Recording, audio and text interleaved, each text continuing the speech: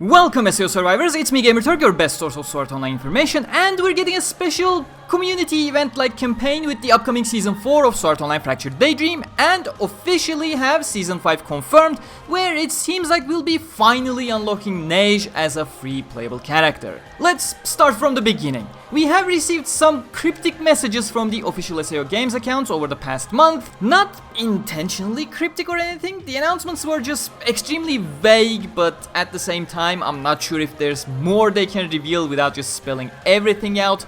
Feels like they just wanted to put their feet on the ground about future plans and confirming their commitment to future seasons, which I appreciate definitely. But this upcoming event is called Neige Fragments, which also kinda confirms why we haven't been collecting any Neige Fragments since DLC 1, because we will be collecting them in the upcoming 4th season of Fractured Daydream. I'll put both announcement information slides on the screen so you can read them if you want to, but the gist of it is, we'll be having all 4 extreme raid bosses on a rotator, and each of them will be dropping a Neige Fragment. Defeating an EX boss will guarantee the drop of their designated fragment, while the bosses will still have a chance to drop them at damage thresholds that will allow you to collect them even without defeating them if you're lucky enough. Now, they haven't explicitly said that the bosses will be rotating. Maybe the Japanese language is partly to blame here as well, with their vague choices relying too heavily on knowing the context, which in these cases nobody but the developers know. But there are 4 fragments to collect, and Season 4 will be introducing the 4th EX raid boss, and the second announcement has both the Skull Reaper and the Sword Golem in its background image, pretty much confirming they are talking about multiple bosses to collect from, and of course that the Sword Golem being our next main EX boss of the season. That one is absolutely going to hurt. I'm scared of that one specifically. Now, this is the tricky bit here. It's pretty clear that the event is to unlock Neige as a playable character, so to revive her within the context, the story of the game. The Neige render they are using here is new, same as Fuka's playable character render of the website being different from her story render due to the obvious switcheroo. The eye color is your cue here, but the way they're wording the event is collect all 4 fragments and something special will happen in Season 5. In the intro of this video, I said a community event because I feel like the sensible way to approach something like this. Because remember, you want all players to be able to unlock your new free character, and the most surefire way is to make the collection a community effort. And once the community reaches a certain total collection goal, Neige will be unlocked for everyone, or maybe we'll get a free single player quest to unlock her, etc. I genuinely don't think they will expect individual players to collect all 4 fragments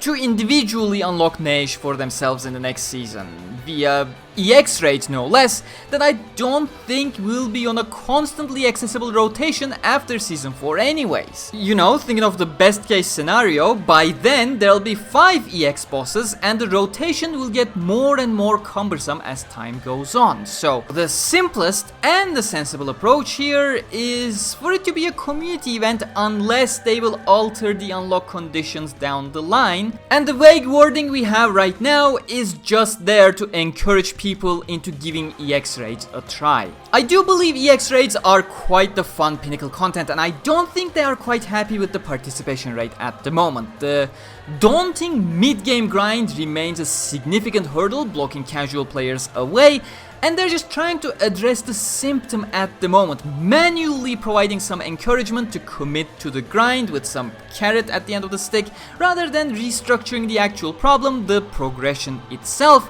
which the game kinda sorta needs to sustain its overblown playlist count. All these problems are quite entangled within each other and requires a proper overhaul. On the topic of encouragement though, hey there, why not have some developer streams like many other live service games do? When there's a new EX boss, you know, have Mogami P and the others in the team to join the live queues, play EX raids with the community, with the players for an hour or so, while also answering questions about the game, you know, just once a season or something, not that much. SAOFD is literally running on idle gear in terms of its socials for a long time now, and it doesn't help the global side is locked into Japan's assets and communications, while their localization team handling the assets and information seems to be shuffling the information around, that not a single calendar-related announcement has been correct for over a month now. Either the image or the text, or in some cases both,